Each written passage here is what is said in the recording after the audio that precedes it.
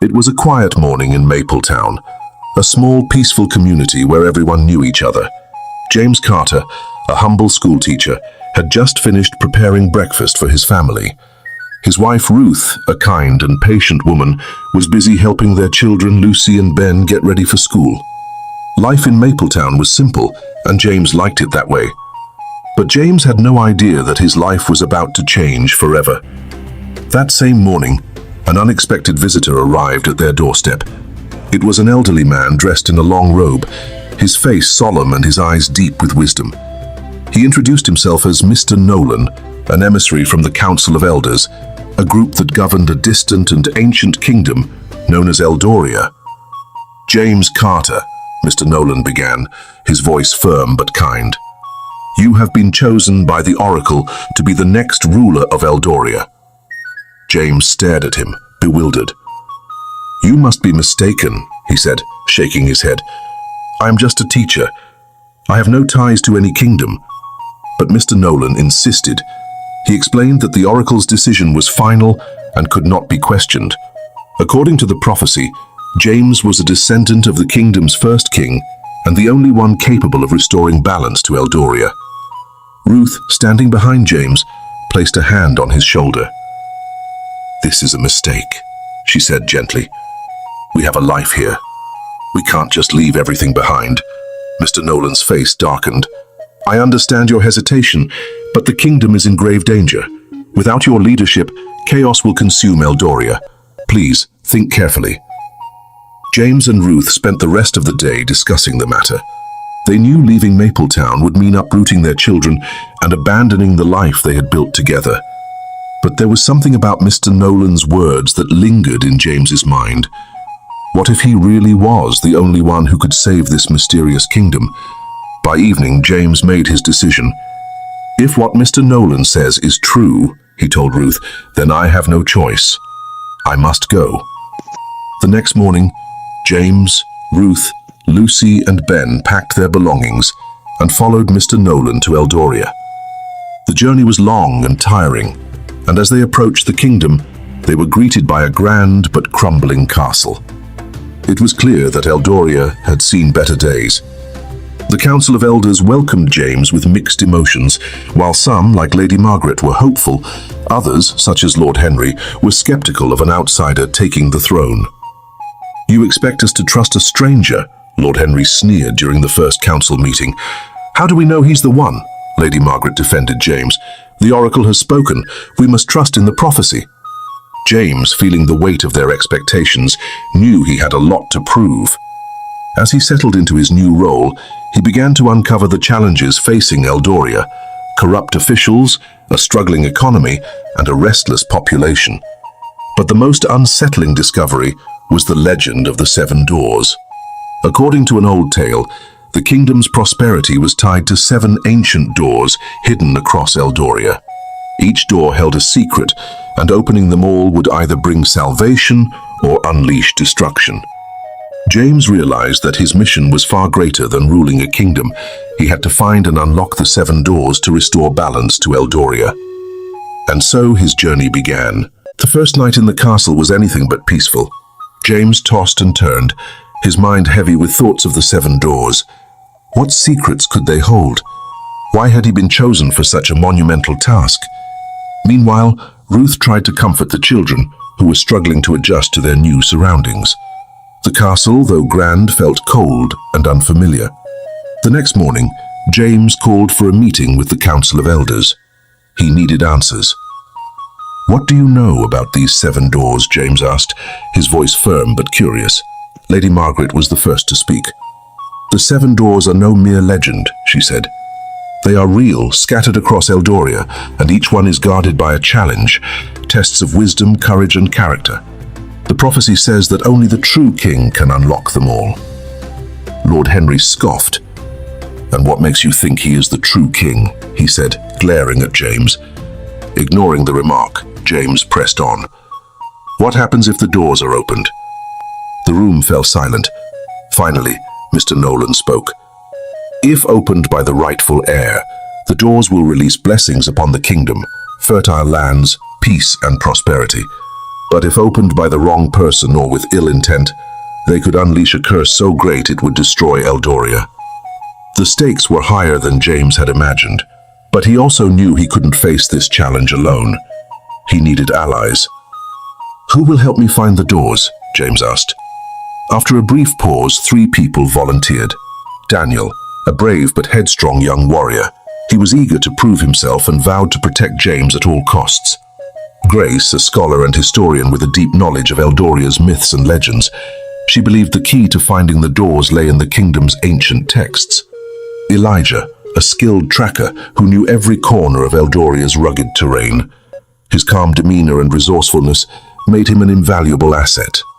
The group decided to start their search in the forest outside Eldoria, where the first door was rumored to be hidden. Grace spent hours studying old maps and scrolls, piecing together clues about its location. "According to this," Grace said, pointing to a faded map, "the first door is in the Heartwood Forest, near a place called the Whispering Stone." "Heartwood Forest," Elijah said, his brow furrowing. "That's dangerous territory. The forest is said to be enchanted, and no one who enters comes out the same." James felt a pang of fear, but quickly pushed it aside. "We have no choice," he said. "If we want to save Eldoria, we must face whatever lies ahead." The group set out early the next morning, leaving Ruth and the children under the protection of the castle guards. The journey to Heartwood Forest was grueling. The path was steep, and the air grew colder with each passing hour. As they approached the edge of the forest, they could hear the sound of whispering, soft, eerie voices carried by the wind. "We're close," Grace whispered, her eyes scanning the trees. But as they ventured deeper into the forest, the whispering grew louder and more unsettling. Shadows danced between the trees, and strange symbols seemed to glow faintly on the bark. "Stay close," Daniel said, his hand on the hilt of his sword. After hours of searching, they finally found the Whispering Stone, a massive boulder covered in intricate carvings. In front of it stood an ancient wooden door, its surface engraved with symbols that seemed to pulse with a faint light. "This must be it," Grace said, her voice trembling with a mix of fear and excitement. James stepped forward, his heart pounding. As he reached for the door's handle, a booming voice echoed through the forest. "Who dares to open the first door?" The group froze as a figure emerged from the shadows. It was a towering guardian, its body seemingly made of tree bark and glowing veins of light. "To prove your worth," the guardian said, "you must solve the riddle of the Whispering Stone. Fail and you shall never leave this forest." James swallowed hard. The fate of Eldoria and his family depended on his ability to solve the riddle. The guardian loomed over James and his companions, its glowing eyes fixed on them. The forest seemed to hold its breath, the whispers fading into an expectant silence. "The riddle," the guardian said, its voice deep and resonant, "is this. I have cities but no houses. I have mountains but no trees. I have water but no fish. What am I? You have until the next sunrise to answer. Fail, and the forest will claim you." James glanced at his companions. Grace looked deep in thought, her brow furrowed. Daniel gripped his sword tightly, clearly frustrated by the challenge. Elijah knelt by the Whispering Stone, running his fingers over its carvings, as if hoping the answer lay hidden there. "It's a test of the mind," Grace said, breaking the silence. "The riddle isn't meant to be straightforward. It's meant to make us think." James nodded, his mind racing. "Cities without houses, mountains without trees, water without fish." He repeated the words under his breath, trying to piece them together. Meanwhile, the forest seemed to grow darker, as if time itself was pressing down on them. The faint glow from the symbols on the door pulsed rhythmically, like the ticking of a clock. Daniel, growing impatient, muttered, "This is ridiculous. Why can't we just force the door open?" "The Guardian would never allow it," Elijah said calmly. "This is about proving worth, not brute strength." Grace suddenly snapped her fingers. "A map!" she exclaimed. "The answer is a map. It has cities but no houses, mountains but no trees, water but no fish." James's eyes lit up. "Of course, a map. That has to be it." He turned to the Guardian, his voice steady. "The answer to your riddle," is a map. For a moment, nothing happened. The forest remained eerily silent. Then, the Guardian tilted its head, and the glowing veins across its body began to dim. "You are correct," it said, its voice softer now. "You have proven your worth to open the first door." The Guardian stepped aside, and the carvings on the whispering stone began to shift and change, forming an intricate key. The key floated into the air and slid into the door's lock. With a heavy groan, the door slowly opened, revealing a blinding light. James shielded his eyes as the light enveloped them. When it faded, they found themselves standing in a vast chamber. The walls were covered in ancient symbols, and at the center of the room stood a pedestal with a glowing orb resting on it. Grace stepped forward, her voice trembling with awe. "This must be the first relic." James approached the pedestal cautiously. As he reached out to touch the orb, a voice echoed in his mind. "The path to the next door lies where the sun sets behind the 3 peaks.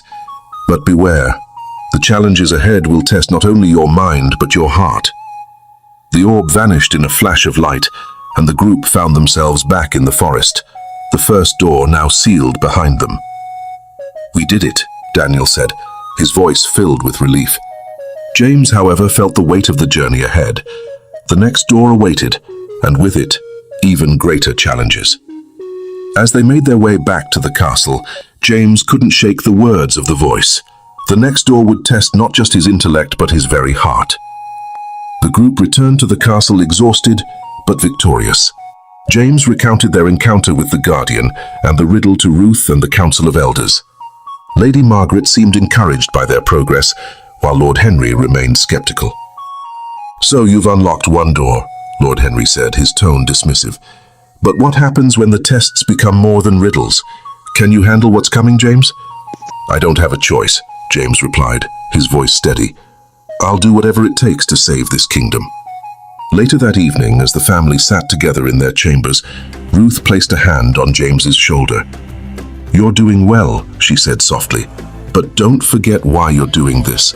Eldoria needs you, but so do we." James nodded. He couldn't afford to fail, not for Eldoria, and not for his family. The next morning, Grace pored over the ancient texts again, deciphering the clue they'd received from the orb. "Where the sun sets behind the 3 peaks," she read aloud. "That must be the Trinity Hills to the west. It's a day's journey from here." Elijah nodded in agreement. "I've traveled near there. The terrain is rough, but we can make it if we start early." The group prepared for their journey, packing supplies and ensuring they were ready for anything. James felt a sense of unease as they left the castle. The first door had been a test of the mind, but the warning about the next challenge testing his heart weighed heavily on him. As they approached the Trinity Hills, the air grew colder and the skies darkened. The hills were steep and jagged, their peaks shrouded in mist. At the base of the largest hill, they found a stone archway engraved with unfamiliar symbols. "This must be it," Grace said, examining the archway. Before they could proceed, a chilling voice echoed through the air. "To enter, one must prove their heart is pure. Who among you will step forward?" James stepped forward without hesitation. "I will." The voice spoke again. "To open this door, you must face your greatest fear. Only then will the path reveal itself." Before anyone could react, James was engulfed by a swirling mist. When it cleared, he found himself alone in a dark, silent forest. The trees seemed to close in around him, and a sense of dread settled in his chest. Suddenly, he heard a faint cry. It was Lucy's voice calling for help. "Daddy, help me!" Panic surged through James as he ran toward the sound. He found Lucy standing on the edge of a crumbling cliff, tears streaming down her face. Beneath her was a swirling abyss of shadows. "Daddy, I'm slipping!" she cried, her voice trembling. James reached out to grab her, but as he did, the ground beneath him began to crumble. He could feel himself being pulled into the darkness. "Let go," a voice whispered in his mind. "You cannot save her." "No!" James shouted. "I'll never let go." With every ounce of strength, he pulled Lucy back to safety. As soon as she was in his arms, the scene dissolved, and James found himself back at the archway. The voice spoke again. You have proven your heart is true. The second door is open. The mist cleared, revealing a hidden path leading up the hill. The group followed the path to a stone chamber, where another pedestal awaited them. This time it held a golden key. James picked up the key, and once again, a voice echoed in his mind. The third door lies beyond the Silver River, where the waters run deep. Your journey will test your loyalty and trust. Be prepared. The key vanished, and the group returned to the base of the hill. Though relieved to have passed another test, James knew the challenges ahead would only grow more difficult. As they set out for the Silver River, James couldn't shake the feeling that someone, or something, was watching them. The journey to the Silver River was fraught with tension. The group felt the weight of the next test looming over them. James walked ahead, his thoughts swirling with questions about what lay ahead. Grace and Elijah discussed potential strategies for crossing the river, while Daniel kept watch, his hand never far from his sword. By nightfall, they reached the riverbank. The Silver River stretched wide before them, its waters shimmering under the moonlight. The sight was both mesmerizing and eerie. The current was swift, and the sound of rushing water filled the air. "This is it," Grace said, unfolding a map. "The text mentioned that the third door is hidden within the river itself, but it doesn't explain how to find it." "Great," Daniel muttered. "We're supposed to search a raging river for a hidden door?" James studied the river carefully. The shimmering surface seemed to reflect more than just the moonlight. There were faint glowing symbols beneath the water. "There," he said, pointing. "Those symbols, they must be a clue." Elijah stepped closer to the edge of the river. "If the door is underwater, we'll need to dive, but the current is strong, it won't be easy." Before they could decide what to do next, the voice returned, loud and commanding. "To open the third door, you must prove your loyalty and trust. Only one may enter the waters, but their fate lies in the hands of the others. Choose wisely." The group exchanged uneasy glances. "I'll go," Daniel said without hesitation. "I'm the strongest swimmer." James hesitated. "Are you sure? This isn't just about swimming. We don't know what's waiting down there." "I trust you all to guide me," Daniel replied. "We don't have another choice." Grace examined the glowing symbols carefully. The symbols seemed to form a pattern. "If we can figure it out, we might be able to guide Daniel to the right location." Elijah nodded. "I'll watch the current and call out any changes. Daniel, you'll need to listen closely to our directions." Daniel removed his armor and stepped into the icy water. The current pulled at him immediately, but he held his ground. "I'm ready," he called out. As Daniel began swimming toward the glowing symbols, Grace shouted instructions based on her observations. "To your left, now straight ahead. Watch for the whirlpool." Elijah kept a sharp eye on the river's surface, calling out warnings whenever the current shifted. James stood at the riverbank, his heart pounding as he watched Daniel disappear beneath the water. Minutes felt like hours as Daniel navigated the treacherous waters. Suddenly, the glowing symbols grew brighter, and a faint rumble echoed through the air. "I see something," Daniel's voice called out from below. "It looks like a door." "Be careful," James shouted. Just as Daniel reached the glowing door, the river seemed to come alive. The water churned violently, and shadowy shapes began to rise from the depths. "What is that?" Grace cried. Creatures formed from the river itself lunged toward Daniel, their watery limbs clawing at him. Daniel fought to hold his position, but the current and the creatures were too strong. "Pull him back," James shouted. "No," Daniel yelled, his voice defiant. "I can do this, just keep guiding me." Grace's voice trembled as she shouted, "The key! Look for a symbol shaped like a sun. It should open the door." Daniel reached out, his fingers brushing against the glowing door. As the shadowy creatures closed in, he pressed the sun-shaped symbol. A blinding light erupted from the door, and the creatures dissolved into mist. The river calmed instantly, and Daniel resurfaced, clutching a silver amulet. The group rushed to pull him back to shore. "You did it!" James exclaimed, helping Daniel onto the riverbank. Daniel, shivering and exhausted, held up the amulet. "This must be the key to the next door." As James took the amulet, the familiar voice echoed in his mind. The next morning, the group broke camp and began their journey to the Valley of Echoes. The air grew heavier with each passing mile, and an eerie silence enveloped them as they approached the valley. Even the usual sounds of birds and rustling leaves were absent, replaced by an unsettling quiet that seemed to press against their ears. Grace tightened her cloak against the cold breeze. The Valley of Echoes is said to reflect your deepest fears and secrets. We need to be ready for anything. Daniel, still recovering from the river's test, nodded grimly. I hope it doesn't involve more water. When they finally reached the valley, they stood at its edge, staring into a vast expanse of grey mist. Jagged rocks jutted out from the ground, and faint whispers echoed through the fog, growing louder the longer they listened. We need to stick together, James said firmly. No one wanders off.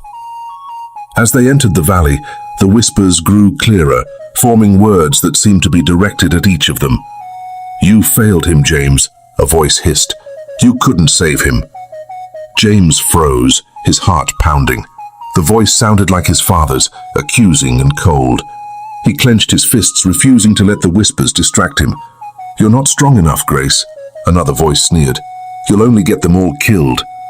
Grace stumbled, her face pale, but she pressed on, gripping her staff tightly. For Daniel, the voice was a soft, mocking laugh.